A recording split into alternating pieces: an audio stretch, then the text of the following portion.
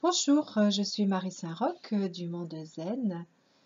Je suis une accompagnatrice des travailleurs de lumière et notamment des flammes jumelles vers la réunification, l'amour de soi. Aujourd'hui, je vais vous parler de ce que l'on appelle le contrat d'âme. Parce que il y a beaucoup de questions à ce sujet et il y a aussi beaucoup de... comment dire? Je dirais de fausses manœuvres. Je vais les appeler comme ça. Voilà. On se laisse parfois piéger par ces contrats d'âme. C'est ce que je veux, ce dont je veux parler aujourd'hui. Qu'est-ce que c'est, avec qui et pourquoi cela peut être piégeant. Alors, nous venons tous de familles d'âmes différentes. Il n'y en a pas qu'une. Et donc déjà, les âmes qui sont dans notre famille, souvent, nous sommes un groupe d'âmes qui nous suivons de vie en vie. Dans ce groupe d'âmes, il peut y avoir des âmes jumelles. Donc, je ne reviens pas sur la définition, vous allez voir l'autre vidéo sur la définition de l'âme jumelle au sein d'une flamme jumelle, donc l'âme originelle. Donc, ce groupe d'âmes, effectivement, vos âmes jumelles ou votre âme jumelle fait bien effectivement partie de votre groupe d'âmes, de votre famille d'âmes, et par conséquent, souvent, il y a ce qu'on appelle des contrats d'âmes. Et puis, il y a les âmes sœurs, elles peuvent faire partie de votre famille d'âmes, la plupart d'ailleurs généralement en font partie, mais on peut aussi d'incarnation en incarnation finir par se suivre et s'allier avec des âmes ne faisant pas une partie de notre famille et en faire des âmes sœurs, ce qu'on appelle des âmes sœurs. Alors, contrat d'âme. Eh bien, à chaque incarnation, nous avons des choix, nous faisons des choix. Nous faisons des choix en fonction de ce que nous avons envie de dépasser, d'apprendre, afin de transformer notre plomb en or, afin de transformer notre intériorité pour qu'elle aille vers la lumière et qu'elle rayonne à son tour de lumière. Donc c'est lors de chaque incarnation, j'aime bien, je vais citer Sylvinac, qui est une thérapeute que j'aime beaucoup, qui parle de notre karma comme d'un grand hangar dans lequel, de vie en vie, on accumule des cartons blancs, lumineux, des cartons gris et des cartons noirs. Et elle dit, à chaque incarnation, on emmène avec nous quelques cartons. On ne les emmène pas forcément tous, parce que parfois c'est beaucoup trop lourd. On emmène quelques cartons. Et le but, en fait, est quand même de débarrasser ces cartons noirs, de les vider et de les remplir de lumineux, qu'ils deviennent des cartons blancs et des cartons gris identiques. Et d'avoir, au bout du compte, de plus en plus de cartons lumineux et de moins en moins de cartons sombres. J'aime bien cette définition parce qu'elle est simpliste, mais elle image bien. Alors, pour arriver à accumuler des cartons lumineux, on va accepter de venir vivre des expériences. Quand on les choisit du point de vue de l'âme, elles ne sont pas aussi terribles que lorsque on les vit du point de vue humain. Je pense que la raison en est que l'être humain se coupe de son âme. Et lorsque l'être humain finalement renoue avec son âme et se place du point de vue de l'âme dans les situations deviennent très légères, beaucoup plus légères et tout autre. Ça, c'est un point important.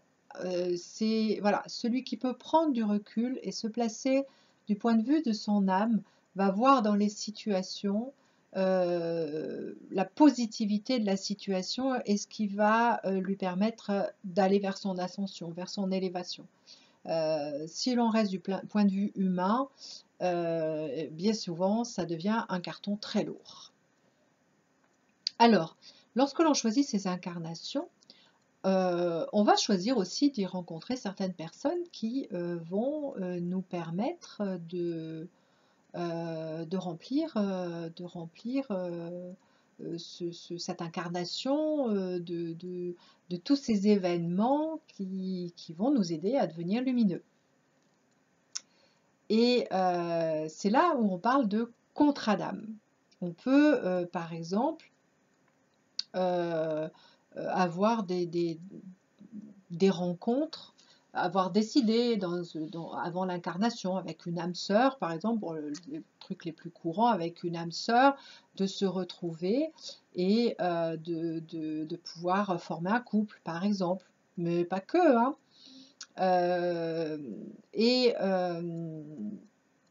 Ces contrats d'âme sont, je dirais, beaucoup plus importants lorsqu'il s'agit des âmes jumelles. Pourquoi? Alors, premièrement, parce qu'ils nourrissent la même âme originelle, la même flamme. Donc, ils travaillent pour la même œuvre. Donc, ils s'allient l'un à l'autre.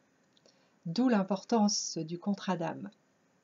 Et la deuxième chose, c'est que comme ce sont des êtres issus de la même âme avec les mêmes blessures, eh bien, leurs rencontres sont souvent un peu explosives parce que réveillant les blessures les plus profondes. Et même si c'est pas, ça peut être explosif, le volcan, et puis etc. Mais pas que, hein, il y a d'autres formes d'explosion des fois.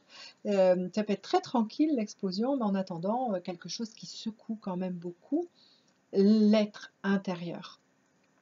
Et alors, dernièrement, j'ai eu cette question de quelqu'un qui m'est proche, enfin d'un copain, qui me dit, mais enfin, ça te sert à quoi tous les recontacts avec tes âmes jumelles?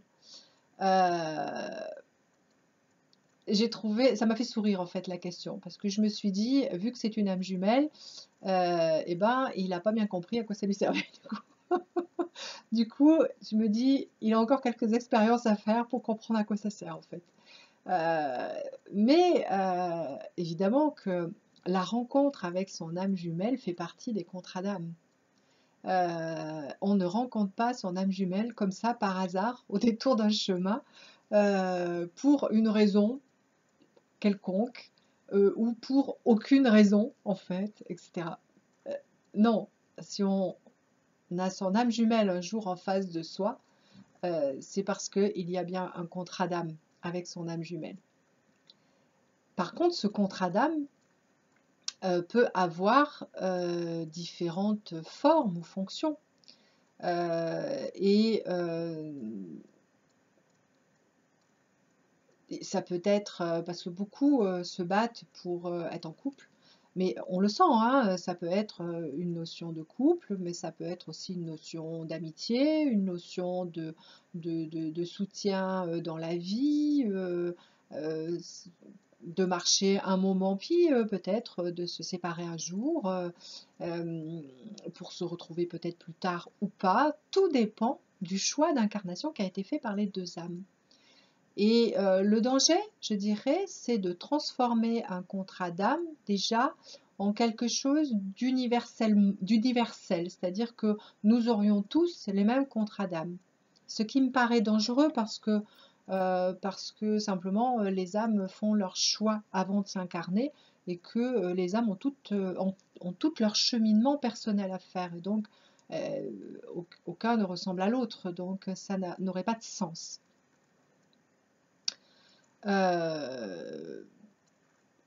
Maintenant, il y a un deuxième sujet qui m'a été posé encore dernièrement et qui m'a été posé assez régulièrement, c'est quand deux âmes se rencontrent, que ce soit des âmes jumelles ou que ce soit des âmes sœurs, hein. Je parle là, quand elles se rencontrent, il y en a une qui ressent le contrat et pas l'autre. Est-ce juste?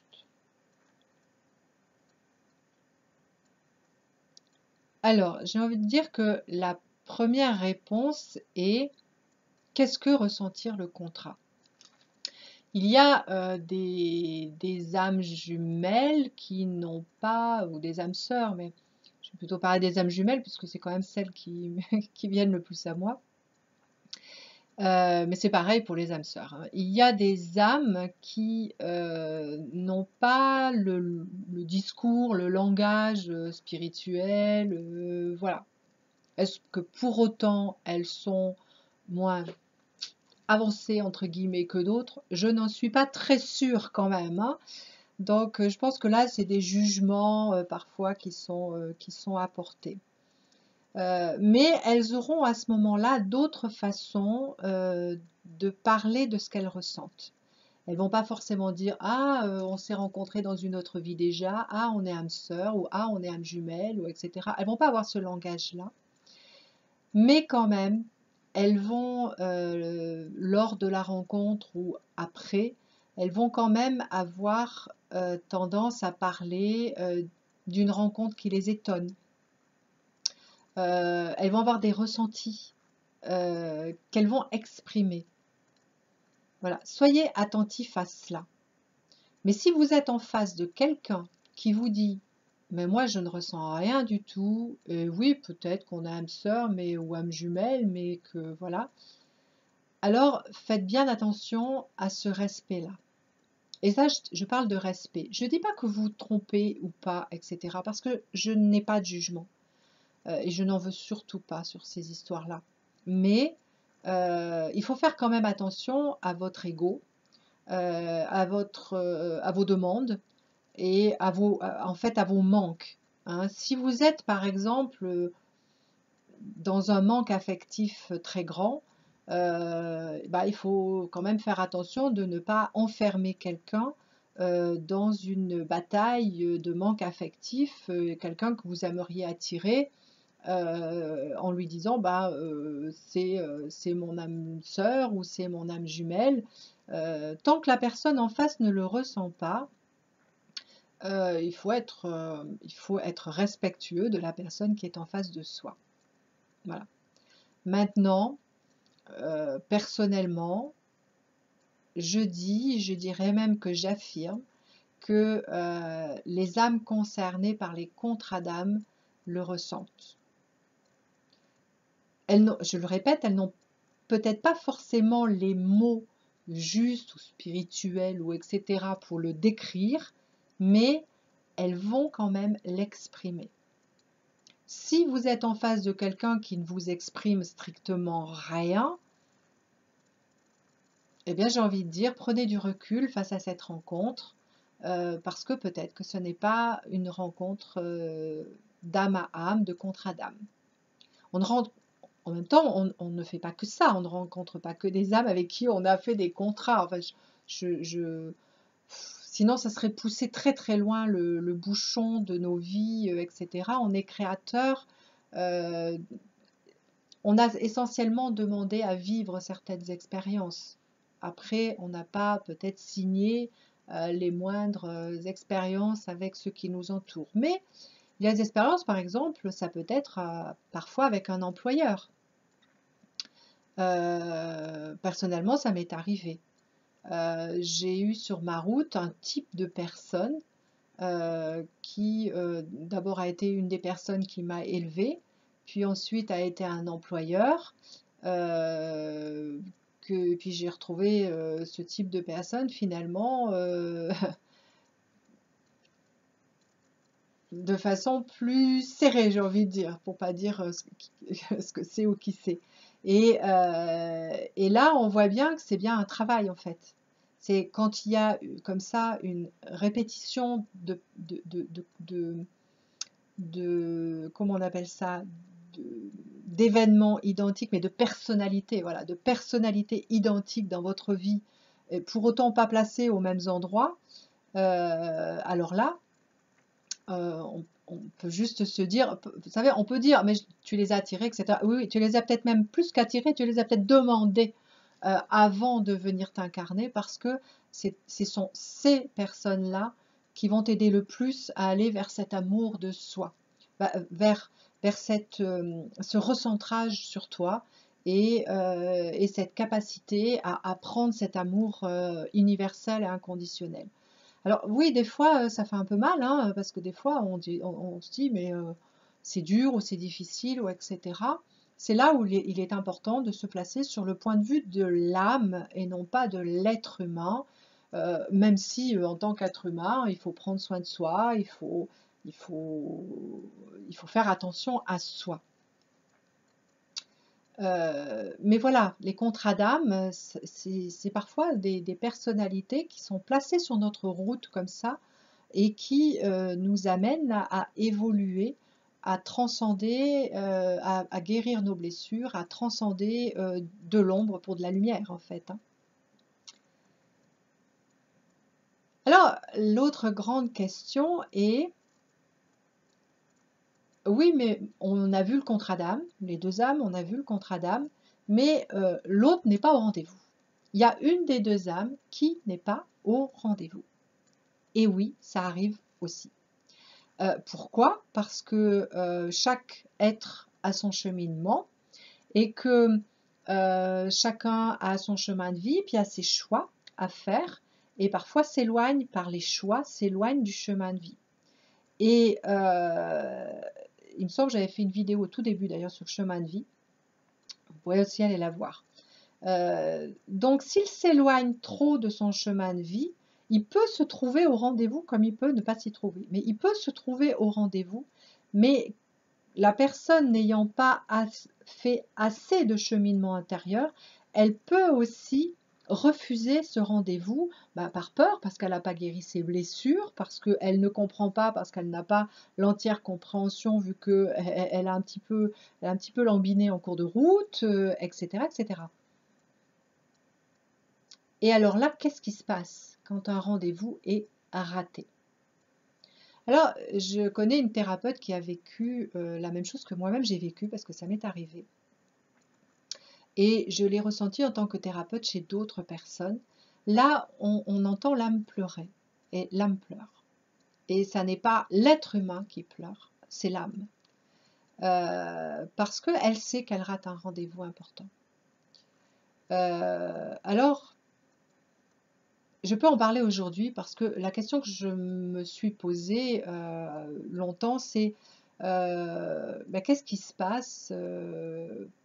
Bon, il y a une des deux âmes qui n'est pas au rendez-vous parce que elle a pas suffisamment cheminé pour comprendre le rendez-vous, etc. Ça, c'est une première chose. Ce qui veut dire que cette âme-là, eh bien, elle a encore tout un travail à faire pour en arriver là, et que sans doute, ce rendez-vous manqué, ça sera peut-être pour une autre vie, autrement et ailleurs, et peut-être même pas avec vous, mais que ce rendez-vous manqué signifie quand même que le bagage s'alourdit de son côté et que ça va lui demander un nettoyage supplémentaire.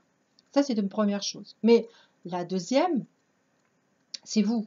Si vous êtes au rendez-vous, qu'est-ce qui se passe pour vous?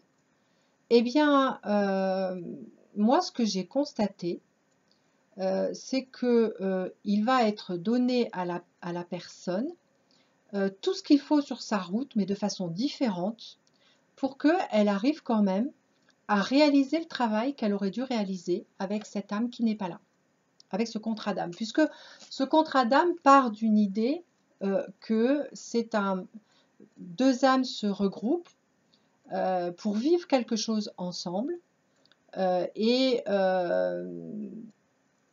quelque chose doit apporter à ces deux âmes du matériel pour évoluer, hein, pour œuvrer. Et il se trouve donc qu'une des deux âmes n'est pas au rendez-vous. Qu'est-ce qui arrive à l'autre? Eh bien l'autre, il va lui être apporté quand même, par différents moyens, de quoi réaliser son évolution. En fait, ce que je constate, c'est que c'est prévu. Voilà, ça c'est une bonne nouvelle et ça peut rassurer beaucoup d'âmes jumelles qui se disent que leur jumeau, parfois, ou leur jumelle, hein, n'est pas au rendez-vous d'âme. Bon. Mais il y a une deuxième chose que je veux quand même souligner et que je vais souligner mais fortement, très fortement. C'est qu'il ne faut pas confondre un rendez-vous d'âme manqué avec un rendez-vous d'âme, mais où l'un va s'éloigner, s'écarter, s'isoler, parce que en réalité, cet isolement, cet éloignement, ça peut faire partie du rendez-vous d'âme. Votre autre vous met à l'épreuve avec ce comportement-là. Et c'est par cette épreuve que vous pouvez grandir. Et donc là, ça n'est pas un rendez-vous manqué. C'est le rendez-vous qui est prévu comme ça. Vous vous reconnectez à votre autre et à un moment donné, votre autre vous tourne le dos. Et cela vous met dans des états qui prouvent à quel point vous avez besoin de réparer votre être intérieur. Et c'est à ce moment-là que vous partez sur le chemin. Si vous le voulez bien, vous pouvez rester dans la guerre, la rancœur, la colère, autant de temps que vous voulez, hein. C'est votre choix. J'ai envie de dire, c'est dommage pour vous. C'est dommage parce que ça veut dire que là, vous n'apprenez pas. Et que ça va durer encore longtemps du coup.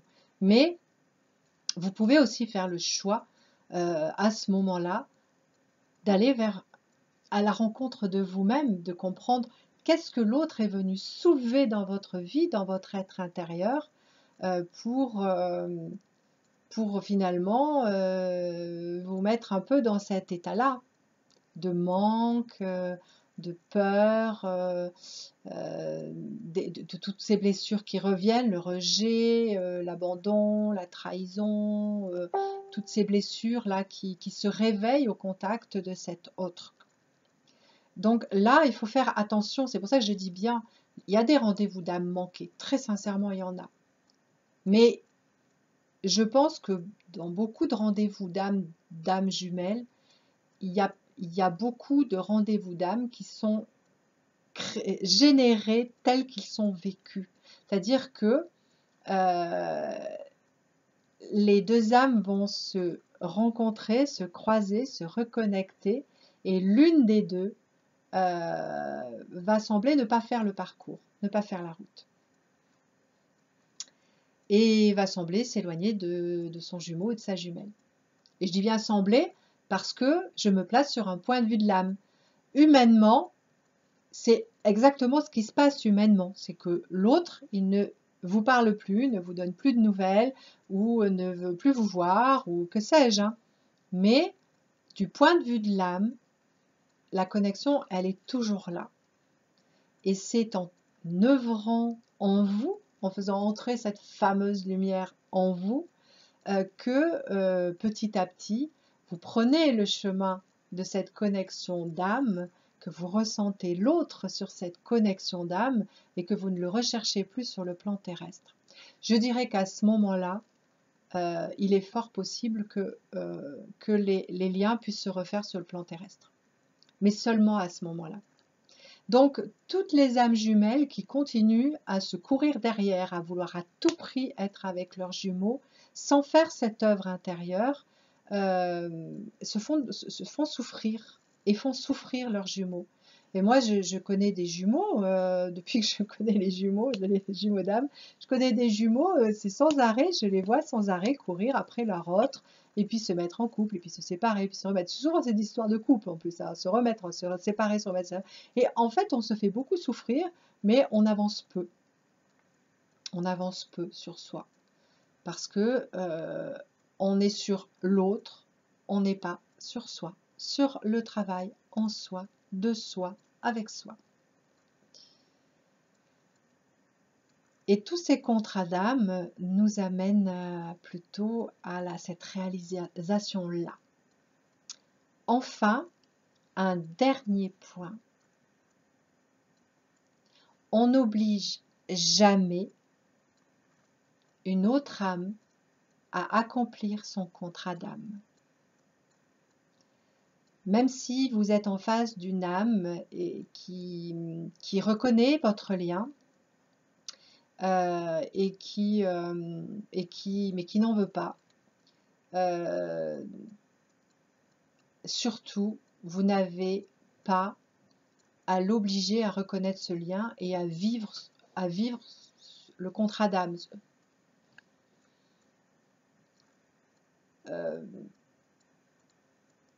On entend parfois parler de manipulation et de perversion, et il faut quand même bien faire attention. C'est vrai que ça peut être extrêmement manipulateur que d'obliger quelqu'un à vivre un contrat d'âme s'il n'en a pas envie. Que si votre âme sœur ou âme jumelle, lors de votre rencontre ou de votre connexion, vous reconnaissez tous les deux le contrat d'âme, et ça c'est important, hein, mais que donc l'autre ne veut pas l'accomplir, recule, voilà, après il y a l'être humain qui est là, vous pouvez éventuellement lui en parler, mais jamais, jamais, jamais aller manipuler quelqu'un ou obliger quelqu'un à remplir un contrat d'âme. Vous pouvez pas être, par exemple, si c'est votre âme jumelle et que vous avez senti que votre contrat d'âme était un contrat je sais pas, de couple. Vous pouvez pas être derrière chez lui ou chez elle, derrière la porte tous les jours ou sans arrêt au SMS ou par mail ou etc. Pour lui dire mais il faut qu'on soit ensemble, mais il faut être ensemble, mais etc. Ça devient de la manipulation. Et d'ailleurs, dans des cas pareils, eh bien, celui qui veut obliger l'autre est dans un souci de manipulation et dans un état manipulatoire qui est de toute façon complètement négatif. Si vous êtes dans cet amour, mais pas dans l'amour humain, amoureux, etc., mais dans cet amour de la vie, de l'essence, de la source, et de votre âme jumelle, par exemple, si vous êtes dans cet amour, vous savez que tout ce qui doit être sera. Et vous avez cette confiance-là. Donc, le temps n'existe pas, que ce soit aujourd'hui ou que ce soit demain ou que ce soit après-demain. Ce qui doit être sera et se fera. Et donc, vous, votre œuvre personnelle, c'est d'arriver à votre élévation, votre réunification personnelle en vous. Cet amour de vous qui vous permet justement de ne plus ressentir de manque et de blessures au contact de votre autre. Donc, vous n'êtes pas pressé du tout de tout ça. Évidemment qu'il y a une part de vous, en vous, de votre âme, qui a envie d'une réalisation, et c'est cet appel qui vous permet de rester tout le temps sur ce chemin aligné, etc. Mais ça ne sert strictement à rien de faire le pied de grue derrière une personne pour l'obliger à faire quelque chose que la personne n'a pas envie de faire, n'a pas envie de vivre. Là, après on se place sur le plan humain, c'est de l'irrespect vis-à-vis de l'autre.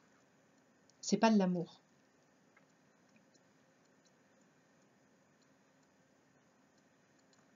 Voilà, je crois que j'ai fait à peu près le tour de ces histoires de contrat d'âme. J'espère que j'ai été suffisamment claire. Moi, j'ai envie de vous dire, respectez-vous avant tout, aimez-vous avant tout. C'est en tout cas le cheminement que personnellement je propose en tant que thérapeute, de se retrouver soi, avec soi, d'apprendre cet amour pour soi et de soi, et donc d'aller vers cette réunification du soi, pour ne plus être dans ces états de manque et de blessure vis-à-vis de ces autres. Et après, d'avoir confiance que vos autres vont faire aussi leur travail, que ce soit vos âmes sœurs ou vos âmes jumelles, elles vont aussi aller à leur réalisation. Vous n'êtes pas obligé d'intervenir dans leur parcours. Elles sont grandes, elles savent ce qu'il faut qu'elles fassent. Vous n'êtes pas leur sauveur. Sauvez-vous vous-même, ne sauvez pas l'autre, parce que en voulant le sauver, souvent vous l'étouffez. Voilà, et vous l'empêchez d'aller à sa réalisation, et pour le coup, vous vous empêchez vous-même d'aller à votre réalisation. Et c'est là que se créent des tas de blocages. Donc vraiment, je vous invite à aller vers votre réalisation personnelle. Voilà, dans cet amour du divin qui est en vous. Je vous souhaite beaucoup de courage, parce qu'il en faut, mais surtout beaucoup d'amour pour vous, et pour les autres, pour tous ceux avec qui vous avez fait ces fameux contrats d'âme. Et je vous souhaite de vivre le meilleur dans ces contrats, quels que soient ces contrats. À bientôt. Au revoir.